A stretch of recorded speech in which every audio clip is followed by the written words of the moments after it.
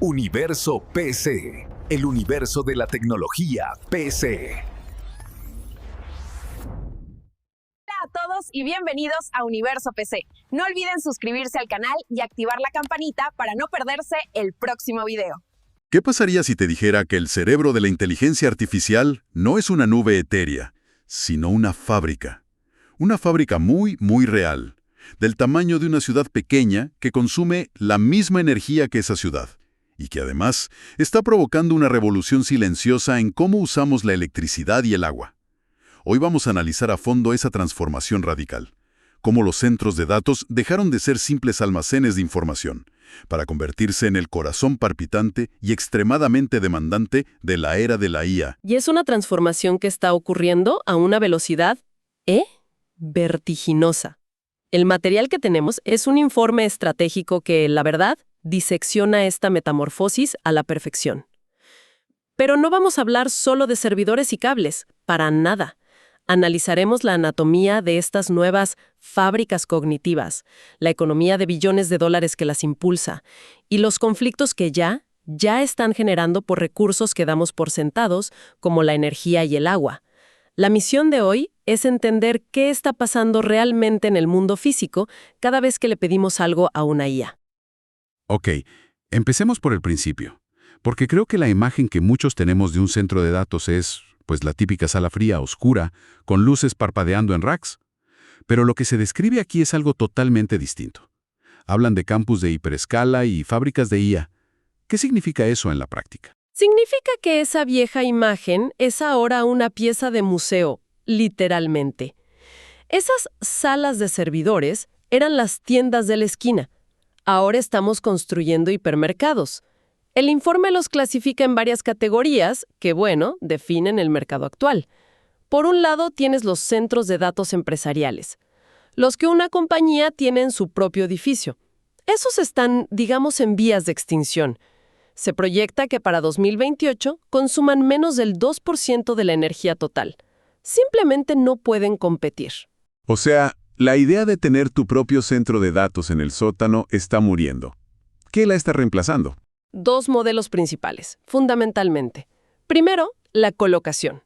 Ahí varias empresas alquilan espacio, energía y refrigeración en un edificio especializado. Es como un edificio de apartamentos para servidores. Ya veo. Su gran ventaja es la interconexión. Te puedes conectar directamente a las grandes nubes en el mismo sitio. Y luego están los dueños del juego, la hiperescala. Ahí es donde viven AWS, Google, Microsoft. Son campos masivos, instalaciones que consumen más de 100 megawatts. ¿100 megawatts? El equivalente a una ciudad de 80,000 hogares. Entiendo la lógica de centralizar todo en estos campos gigantes para la IA, pero, a ver, ¿qué pasa con las aplicaciones que no pueden permitirse ni un milisegundo de retraso? Pienso en un coche autónomo. También dependen de estos monstruos lejanos. Excelente pregunta. Para eso existe la cuarta categoría, el borde o edge. Son instalaciones mucho más pequeñas, distribuidas geográficamente para estar cerca de los usuarios. Su única misión es reducir la latencia al mínimo para esas aplicaciones en tiempo real. Es menos escala, pero una densidad de red crítica. Me queda claro que estas instalaciones son vitales, pero ¿cómo se mide objetivamente la fiabilidad? Si mi negocio depende de esto, no puede ser un simple confía en nosotros, ¿no? ¿Existe algún estándar en la industria para que un cliente sepa exactamente qué nivel de riesgo está asumiendo? Absolutamente. Y es un lenguaje universal en esta industria. Es el sistema de clasificación por tiers del Uptime Institute. Es básicamente la forma de medir el riesgo. Los niveles más bajos, Tier 1 y 2, hoy son prácticamente irrelevantes para cualquier operación seria. Tienen un único camino para la energía y la refrigeración. O sea, un solo punto de fallo. Exacto. Si un cable principal falla o necesita mantenimiento, todo se apaga. Un Tier 1 puede estar caído más de un día entero al año, algo impensable hoy. Entonces, la conversación seria empieza en el Tier 3, ¿correcto? Exacto. El Tier 3 es el estándar de oro actual para la mayoría de las empresas. Su concepto clave es el mantenimiento concurrente. Mantenimiento concurrente. Significa que puedes reparar o reemplazar cualquier pieza del sistema, cualquiera, sin interrumpir la operación. Todo tiene una ruta de respaldo. Esto garantiza una disponibilidad del 99.982%. Que en tiempo real, ¿cuánto es? Menos de 90 minutos de inactividad al año. Vale, 90 minutos al año suena bastante bien. Pero luego está el Tier 4, que se describe aquí como una fortaleza inexpugnable. ¿Cuál es la diferencia en la práctica? Si soy, no sé, un banco o un gobierno, ¿por qué pago el extra por el IBE? Piénsalo así. Un Tier 3 es como un hospital con un generador de respaldo muy potente. Si se va la luz de la calle, hay un pequeño parpadeo mientras entra el generador y todo sigue funcionando. Entiendo. Un Tier 4 es como tener dos hospitales idénticos, con dos redes eléctricas completamente separadas que vienen de dos subestaciones distintas. Si un meteorito cae sobre un hospital, el otro ni se entera. No hay parpadeo posible. Es totalmente redundante. Totalmente. Su concepto es la tolerancia a fallos y la respuesta es autónoma, sin intervención humana. Por eso lo usan para infraestructura crítica nacional. Y aquí es donde la cosa se pone realmente interesante, porque toda esta necesidad de construir fortalezas nucleares casi, no surgió de la nada. El análisis apunta a un culpable muy específico, una pieza de hardware que lo cambió todo, el sistema NVIDIA GB200. Y aclaran muy bien que esto no es un servidor, es un rack entero que funciona como una GPU gigante y que tiene unas exigencias físicas brutales. Es que el GB200 no es una simple mejora. Es, y no es una exageración, un evento de extinción para el diseño tradicional de centros de datos. Empecemos por la energía. Un solo rack de estos consume 120 kilowatts. Perdón que te interrumpa. Quiero que dimensionemos eso. 120 kilowatts. Eso es lo que consumen docenas de hogares, ¿correcto? Todo en el espacio de una nevera. Exactamente. Un rack tradicional consume de 5 a 8 kilowatts. ¡Increíble! Esto es un aumento de 15 veces en la densidad de potencia. Y esa es la raíz de todos los problemas de diseño que vienen después. Los cables tradicionales simplemente no aguantan. Intentar pasar 120 kilowatts por el cableado de un centro de datos de hace 5 años sería como intentar beber de una manguera de bomberos con una pajita. Se derretería todo. Todo. Una locura. Y si consume tanta energía, su peso también tiene que ser un problema. Un problema terminal para las instalaciones antiguas. Pesa 1 tonelada con 360 kilos. Una barbaridad. La mayoría de los centros de datos se construyeron con suelo técnico elevado, que son paneles que se levantan para pasar cables por debajo. Esos suelos aguantan, como mucho, 700 kilos. El GB2000 literalmente los partiría y se caería al piso de abajo. No puede ser. Por eso, las nuevas fábricas de IA se construyen con losas de hormigón reforzado, como una planta industrial. No puedes adaptar un edificio antiguo. Tienes que construir un búnker a medida para estas máquinas. Energía, peso. Y me imagino que para que 72 GPUs funcionen como una sola, la comunicación entre ellas tiene que ser increíblemente rápida. A una velocidad que desafía la física del cobre. Necesitan conexiones de 800 gigabits por segundo. 800 giga. Esto te obliga a usar interconexiones de fibra óptica, que son mucho más caras y complejas, incluso para conectar dos racks que están uno al lado del otro. Ok, mi cerebro sigue atascado en la cifra de los 120 kilowatts. El calor que debe generar eso tiene que ser una pesadilla. ¿Cómo evitas que la máquina se derrita a sí misma y al edificio entero? La respuesta corta es que no puedes usar aire. Se acabó. Mover la cantidad de aire necesaria para enfriar 120 kilowatts generaría vientos huracanados dentro de la sala. Un ruido ensordecedor. Vibraciones. Vibraciones que dañarían el equipo. El aire ha llegado a su límite físico como refrigerante. La transición al líquido ya no es una opción, es una obligación. Para que te hagas una idea, el agua es unas 3000 veces más eficiente que el aire para absorber y transportar calor. Vale, al agua. El informe detalla 2 métodos principales. El primero es la refrigeración directa al chip, o DTC. ¿Cómo funciona eso exactamente? Es la tecnología que usa el propio GB200. Es bastante ingenioso, la verdad. Se montan unas placas frías de cobre, que son como pequeños radiadores huecos, directamente encima de las GPUs. Por dentro de esas placas circula un líquido que absorbe el calor en el punto exacto donde se genera. Este método captura alrededor del 75% del calor total. Suena como la solución perfecta. Eficiente, localizado. ¿Cuál es la trampa?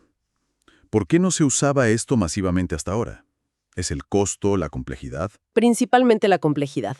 Estás metiendo tuberías con líquido dentro de un aparato electrónico de millones de dólares. Claro, el riesgo de una fuga es... Catastrófico por pequeño que sea, pero la gran ventaja y la razón por la que se ha vuelto el estándar es que permite usar agua tibia a 45 grados Celsius.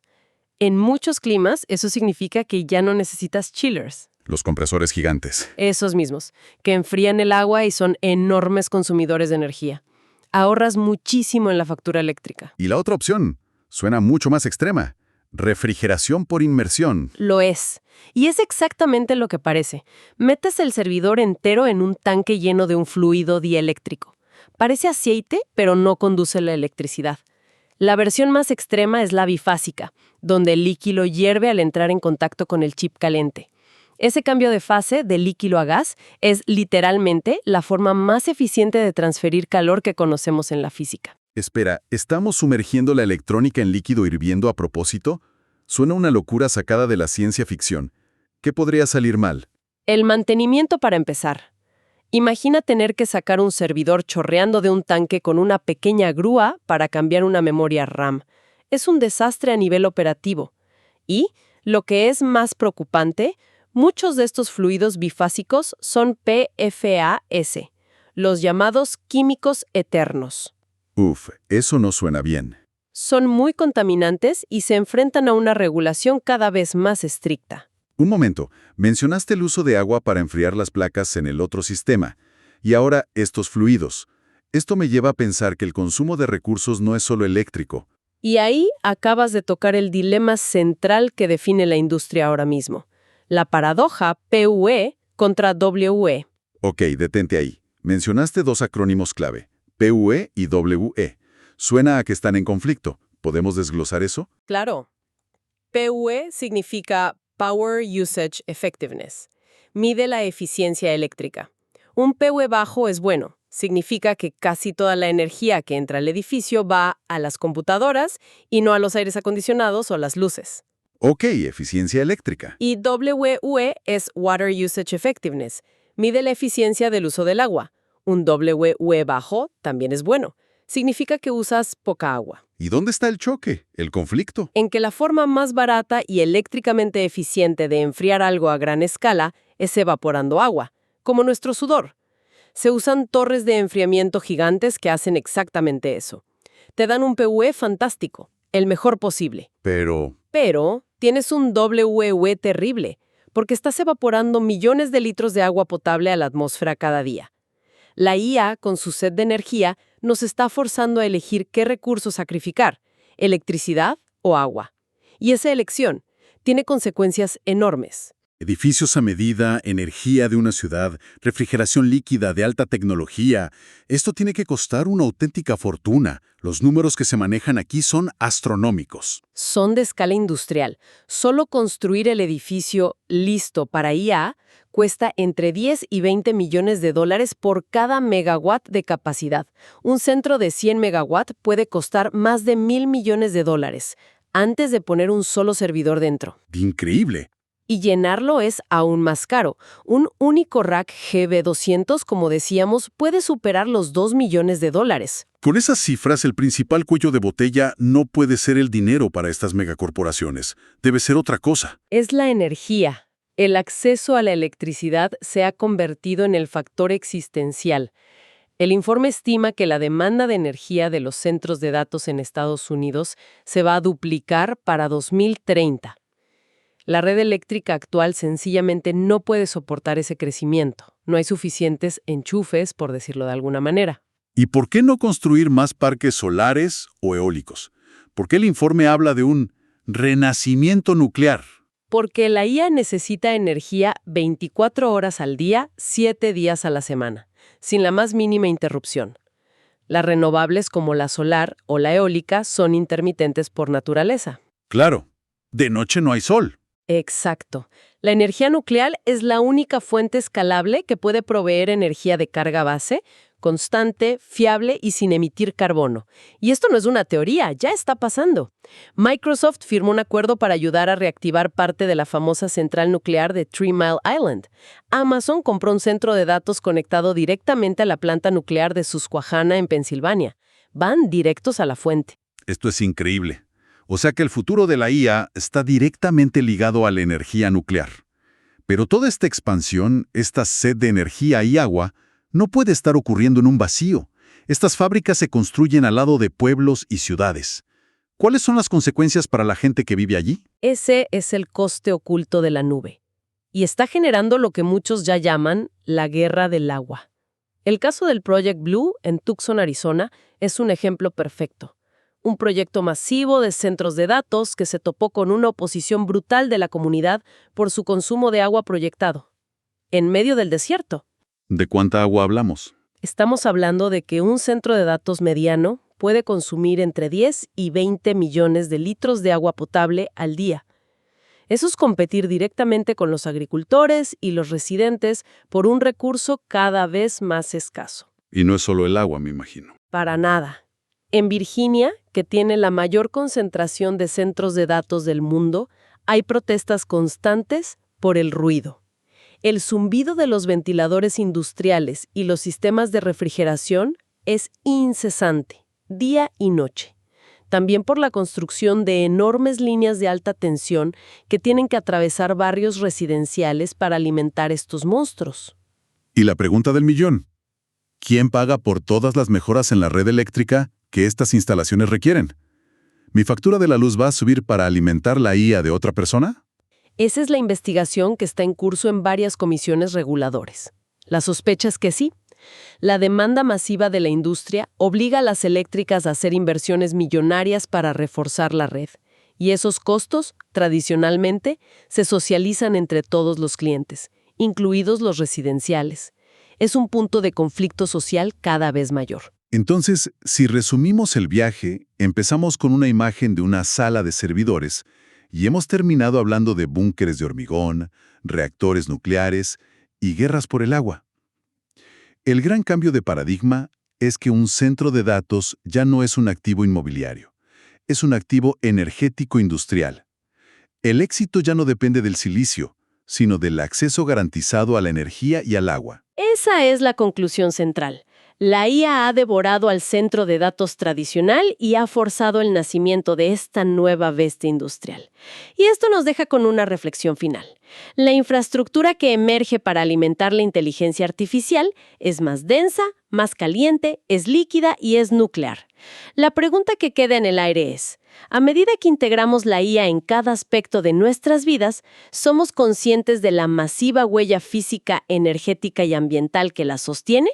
La verdadera batalla por el futuro de la IA no se está librando solo en los algoritmos, sino en las cuencas de los ríos, en las redes eléctricas y, bueno, en el suelo de nuestras comunidades.